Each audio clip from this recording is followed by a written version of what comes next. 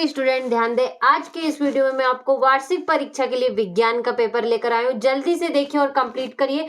बहुत ही मुश्किलों के बाद आपके लिए पेपर लेकर आए, सिर्फ और सिर्फ आपके लिए, ताकि आपको पेपर में कोई परेशानी ना हो और आप 75 में से एकदम 75 अंक प्राप्त कर सके। जी हाँ, सही सुना आपने। तो देखिए पहला प्रश्न होगा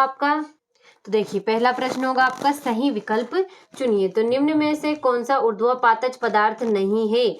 तो नमक नहीं है, और बोरोन, सिलिकॉन, जर्मेनियम इत्यादि हैं। तो उपधातुएं हैं।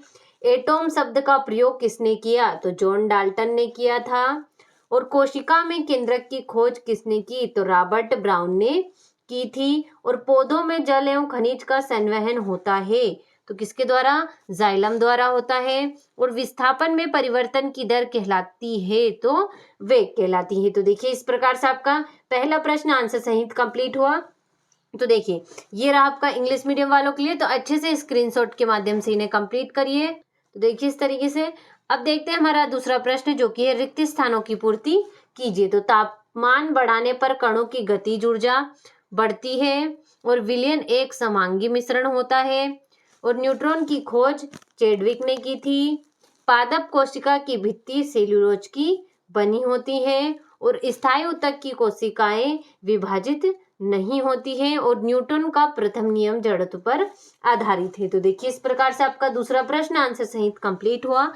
ये रहा आपका इंग्लिश मीडियम वालों के लिए। तो अच्छे से मैंने ऊपर क्वेश्चन के आंसर आपको दे दिए हैं। आप इन्हें इंग्लिश में ट्रांसलेट करिएगा और अच्छे से कंप्लीट करिएगा। आगे है आपका, देखिए ये रहा आपका तीसरा प्रश्न, जो कि है सही जोड़ी लिखिए। तो तापमान का मात्रक तो होगा आपका केल्विन।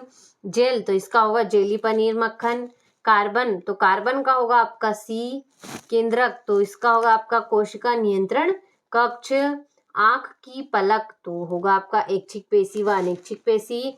दूध में शुद्धता की जांच तो होगा आपका लेक्टोमीटर। तो देखिए इस तरीके से आपका तीसरा प्रश्न कंप्लीट हुआ।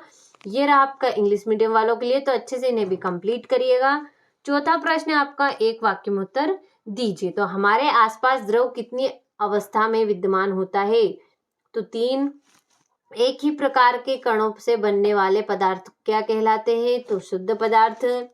और कैल्शियम हाइड्रोक्साइड का रासायनिक सूत्र लिखिए। तो CaOH2 होगा। और किसी इलेक्ट्रॉन पर कितना आवेश होता है? तो 1.6 × 10⁻⁻19 कूलाम। और वेग में प्रति सेकंड होने वाली कमी को क्या कहते हैं? तो मंदन कहते हैं। 2 अथवा 2 से अधिक फसलों को निश्चित कतार पैटर्न में उगाने को क्या कहते हैं? तो अंतरा फसलीकरण कहते हैं। तो देखिए इस प्रकार से आपका चौथा प्रश्न भी कंप्लीट हुआ। आगे है, तो देखिए ये रहा आपका चौथा प्रश्न, जो कि है इंग्लिश मीडियम वालों के लिए। तो अच्छे से स्क्रीनशॉट ले और कंप्लीट करिएगा। देखिए अब देखते हैं हमारा पांचवा प्रश्न, जो कि है सत्य असत्य लिखिए। तो कोलाइड एक समांगी मिश्रण है, तो असत्य होगा।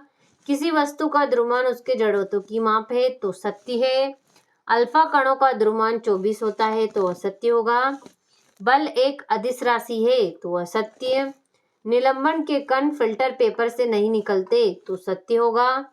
और ध्रुवों को निश्चित आयतन व निश्चित आकार होता है, तो ये आपका असत्य हुआ। तो देखिए इस तरीके से आपका पांचवा प्रश्न सत्य सत्य भी कंप्लीट हुआ। ये रहा आपका इंग्लिश मीडियम वालों के लिए। तो अच्छे से स्क्रीनशॉट के माध्यम से इन्हें कंप्लीट करिएगा। छठा प्रश्न है आपका ऊर्ध्वपातज को परिभाषित कीजिए, उदाहरण भी दीजिए। ये हो गया आपका सातवां प्रश्न। आठवां हो गया, ये हो गया आपका 9वां प्रश्न। 10वां हो गया, 11वां हो गया रंध्र के क्या कार्य है, ये हो गया आपका 12वां प्रश्न। 13वां हो गया। तो देखिए इस प्रकार से इन प्रश्नों को आप कंप्लीट करिएगा। देखिए पेपर का मैं आपको बिल्कुल भी टाइम नहीं बचा है, तो अच्छे से इनको आंसर सही कंप्लीट करिएगा, ताकि आपको पेपर में अच्छे से अच्छे अंकों से आप पास हो सके। ये हो गया आपका 20वां प्रश्न। 21वां हो गया, और ये हो गया आपका 22वां प्रश्न, और ये हो गया आपका 23वां प्रश्न। तो देखिए इस तरीके से आपको कुल पेपर में 23 प्रश्न आने वाले हैं। तो इनको अच्छे से स्क्रीनशॉट के माध्यम से आंसर सहित कंप्लीट करिएगा।